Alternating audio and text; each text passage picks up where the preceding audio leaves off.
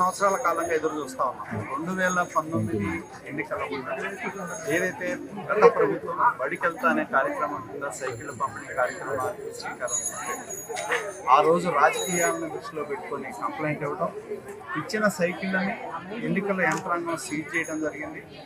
5 సంవత్సరాల తర్వాత మూలబండి ఆ రోజున్న ప్రజాప్రతినిధులు కానీ అధికారులు కానీ వాటిని పట్టించుకోకపోవడం వలన కోర్టు ఆక్షన్కి వెళ్ళడం జరిగింది.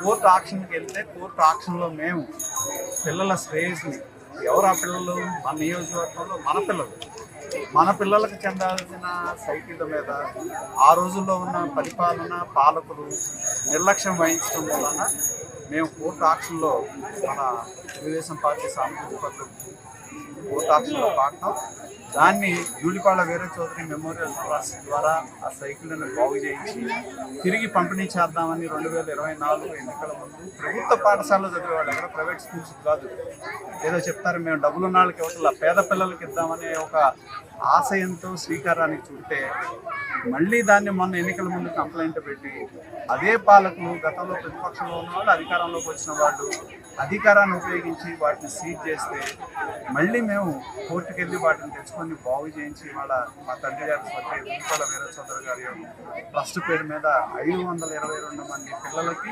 8-9 చదువుతున్న పిల్లలు కొన్నూరు రూరల్ అలాగే కొన్నూరు మున్సిపాలిటీలో జరుగుతున్న జిల్లా పరిషత్ హై స్కూల్లోని పిల్లలకి ఇవాళ ఈ సైకిల్ పంపిణీ చేయటం అంటే మాకు అంతకంటే ఆనందం ఇంకొకటి లేదు.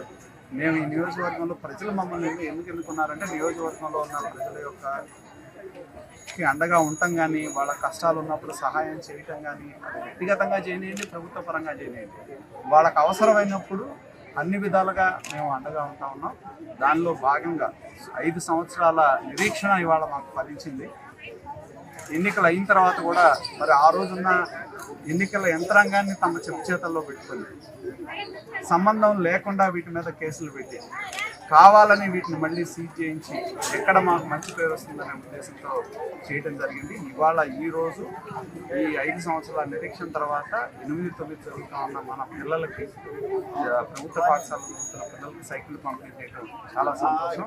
మాకు ఇంతకంటే ఇంకొక ఆనందం కూడా నియోజకవర్గంలో ఉన్న ప్రజలకి భగవంతుడు ఎంత శక్తి ఇస్తే ఆమె వారికి కోసం పనిచేయడమే మా ముందున్న లక్ష్యం. ఆ విధంగా మా తండ్రి గారు వీర చౌదరి గారు అదే ఆశయంతో ఆయన పనిచేశారు, అదే ఆశయాన్ని కొనసాగించడం లక్ష్యంగా మేము పనిచేస్తాం. మరిన్ని వీడియోస్ కోసం ఛానల్ సబ్స్క్రైబ్ చేయండి. లేటెస్ట్ అప్డేట్స్ కోసం వాట్సాప్ ఛానల్ ఫాలో అవ్వండి. అండ్ లింక్ డిస్క్రిప్షన్ లో ఉంది.